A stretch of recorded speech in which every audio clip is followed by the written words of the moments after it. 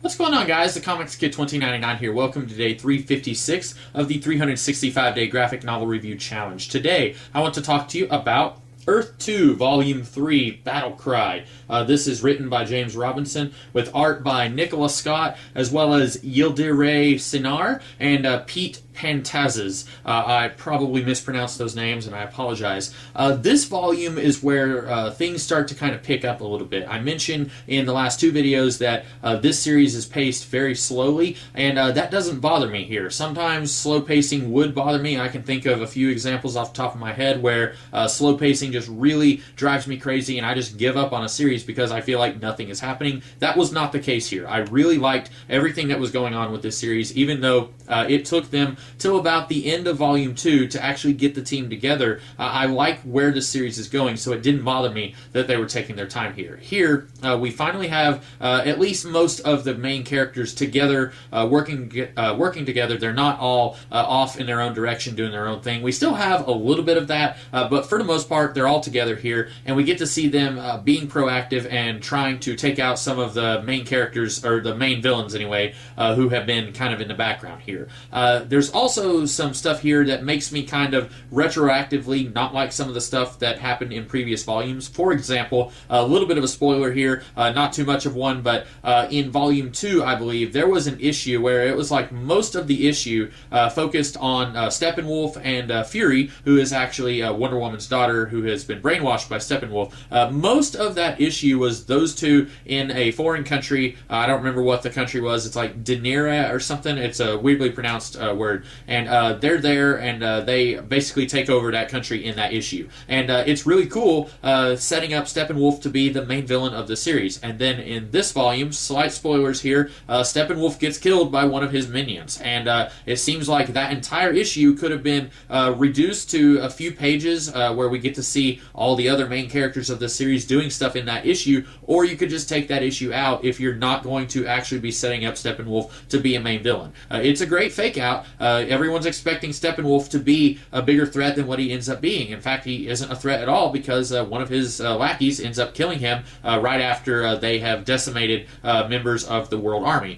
So I feel like that's one of those things where if I wasn't thinking too hard about this series, that wouldn't bother me. The last time I was reading these volumes, that didn't bother me at all. But rereading it this time, I was thinking like, I wish they hadn't spent so much time on Steppenwolf and Fury in that one issue in Volume 2 if they're just going to get rid of Steppenwolf like this in Volume 3. It's not a deal breaker, but it did kind of make me think, hey, why did they do that when I was reading this?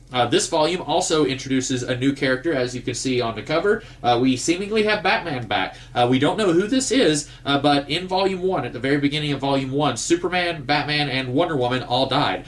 So this very likely is not Bruce Wayne. I know who it is, and you probably know who it is if you know anything about this series, but this introduces him. We don't yet know who it is in this volume, though. But this is still introducing lots of characters, more subplots, while subplots that have been introduced haven't yet been resolved. That's one of those things that is a little bit frustrating about this. I still enjoy this, but I feel like when you're going to do a very long-form series like this, and it's going to run on a lot of unsolved subplots, and you're going to be introducing new characters and new subplots, you need to resolve some of the older ones before you start throwing in even more things. That's something that I think that Chris Claremont did a really good job on his Uncanny X-Men run. He was on that series for 16 years, and as he would introduce new elements and new characters, he would take out old elements, or he would resolve old elements before he would start introducing new ideas and new characters and new stories. Here, we have a lot of stuff that is still kind of up in the air. The character, the Red Tornado, was introduced, I believe, in this volume, early on in this volume, and that was something that was mentioned in, I want to say, Volume 1, but I may be mistaken. We also have Captain Steel. He shows up here. He's another new character who was mentioned, but we hadn't seen him before. We have Khan, Commander Khan of the World Army, and there's some mystery about this character, about his father. We don't really know anything about that. That hasn't been mentioned since Volume 1.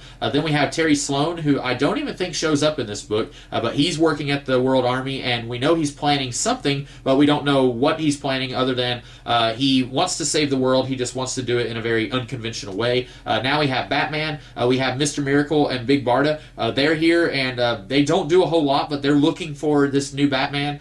We've got a lot of stuff going on here. Hawkgirl is still investigating Green Lantern's Green Lantern's boyfriend's death. I apologize. And Green Lantern actually has to go away from her because he was summoned by the green energy to go join Flash and Dr. Fate. I think that actually happened in Volume 2, and Hawkgirl is still looking for leads on the death of Sam. And I feel like there's a lot of stuff here that isn't getting resolved, and then we're throwing even more stuff in here. We've got the Red Tornado here now. We've got Batman. We don't know who this Batman is. And then we find out that one of Steppenwolf's lackeys is someone that we recognize. I won't reveal who that is because it's not on the cover of this book, but if you've seen the cover for the next volume, then you know who it is. So if you want to seek that out, you can. But anyway, I'm still enjoying this series quite a bit, but I feel like James Robinson, he had a lot of ideas, and then he leaves either at the end of this volume or sometime early in the next volume. But the next volume is not written by him. I don't believe any of it is. Maybe a little bit of it is. But I feel like James Robinson and probably Nicola Scott, depending on how much they were co-plotting together, I feel like he had a lot of ideas for this series, and he didn't get to do everything that he wanted to do before he left. I don't think that he was fired. I think that he left of his own free will. But it is a little frustrating getting to see what still feels like build-up for something bigger with this series. And in Volume 1 and in Volume 2, we had characters mentioning that there was something really huge coming up down the line. It was going to be even bigger than the war with Darkseid and the Forces of Apocalypse. And this volume doesn't actually mention any of that. But I'm assuming that that's something this series is still building towards even when James Robinson leaves. But I guess we can find out about that the further that we get into this series. So overall, I still really like this book. I like that it feels like it's actually going somewhere, and that's not meant to be a diss against Volume 1 and 2, because like I said, I like this series a lot, so it doesn't bother me that it was taking its time getting where it's going, but I like that this volume shows us that it is going. But there are a few things here that makes me question, okay, are you guys sure you can juggle that many balls while you've also got all this other stuff here that hasn't been resolved yet. So that's all that I have to say about Volume 3. Really liking this series. One thing that I keep forgetting to mention, and I really should have mentioned this in like Volume 1 and 2, I like that this version of Green Lantern, since we don't have members of the big three, Superman, Batman, and Wonder Woman, we don't have them in this world, although now we have Batman, but since we don't have them as like the foremost superheroes of the DC Universe like they usually are, I like that Green Lantern is kind of filling the role that Superman usually fills. He's a little bit more arrogant than Superman. He's a lot more arrogant than Superman, but anytime Green Lantern shows up, it's immediately obvious, okay, he's the leader. He is the big good of this series. That's a TV trope thing where you have the character who is the big good. Superman is that for the DC Universe. Captain America is that for the Marvel Universe. Optimus Prime is that for the Transformers. It's the character that everyone else in the universe seems to rally around, and that's Green Lantern here. Even though he didn't really want to work with the team, once he's there, once he's in the team, he naturally becomes the leader, and I like that about him. That's something that you could say that the pre-New 52 Justice Society, that their characters are not very fleshed out. I don't know a whole lot about Alan Scott of the pre-New 52, other than he has a couple of kids. He was in charge of a media empire at one point when he became Green Lantern. He was a engineer working on train tracks, I think. I think that was how he found the meteor, but I don't know a lot about his person, and I like that this series, even though it's completely radically altering these characters, Jay Garrick doesn't really act a whole lot like the wise mentor Jay Garrick that we know from before the New 52, even though these characters don't resemble the characters that I've come to love from DC Comics from before. I like the direction that these characters are going in. Even though they are very different, I ultimately like this different kind of take on these characters. So anyway, I'm enjoying this series still, so I hope that you guys like this review, and I hope that you'll come back tomorrow where I'll be talking about a different book. In the meantime, you guys have a great rest of the day. Catch you later.